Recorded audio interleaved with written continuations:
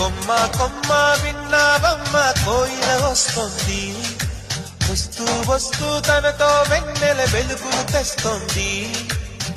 ఏవమ్మ మరుమల్లి తోరణాలు కడతావా, చిలకమ్మ ఎదురేగి స్వాగతాలు చెబుతావా, పూల పొదరిల్లేరా రమ్మందరి. విన్నానమ్మ